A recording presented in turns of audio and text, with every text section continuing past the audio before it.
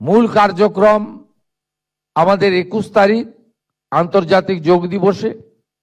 এই কার্যক্রমে ইতিমধ্যে পঞ্জীকরণের যে কাজ হয়েছে, নথিভুক্তকরণ, আমাদের 38,000 নাম নথিভুক্তকরণ হয়েছে।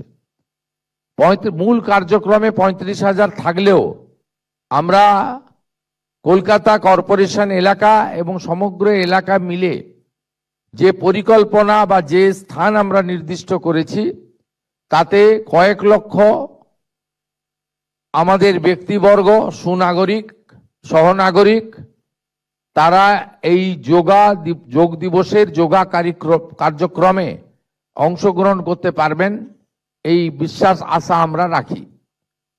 মূল কার্যক্রম বর্ষা এবং কর্দমাক্ত মাঠ থাকার জন্য আমাদের রেড রোডে করতে হয়েছে, এবং এখানে মূল কার্যক্রমে আপনার অংশগ্রহণের শেষ সময় 6:15।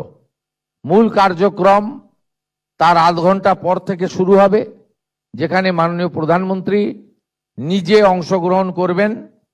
এটি আমাদের দেশের আয়ুষ দপ্তরের মূল কার্যক্রম হিসেবে পালিত হতে চলেছে, এবং সেখানে আয়ুষ দপ্তরের যে প্রোটোকল আছে, সেই প্রোটোকল মেনে যোগা অভ্যাসে আপনারা অংশগ্রহণ করবেন।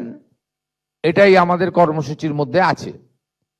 আমি সংশ্লিষ্ট সমস্ত দপ্তরকে, এবং যেভাবে মানুষের মধ্যে উৎসাহ তৈরি হয়েছে, যেভাবে এই প্রথমবার 12তম যোগ দিবসে প্রথমবার পশ্চিমবঙ্গ সরকার সরকারিভাবে অংশগ্রহণ করছে, এর যে একটা আলাদা উৎসাহ তৈরি হয়েছে, আমি আশা করব আগামী 3 দিনের কার্যক্রম, বিশেষ করে 21 তারিখের কার্যক্রম প্রধানমন্ত্রীজির নেতৃত্বে সফলতার মধ্য দিয়ে আমরা যোগ দিবসে আন্তর্জাতিক রেকর্ড পশ্চিমবঙ্গ করতে পারবে। বিভিন্ন ক্ষেত্রে সকলের সহযোগিতা, সকলের অংশগ্রহণ প্রার্থনা করি।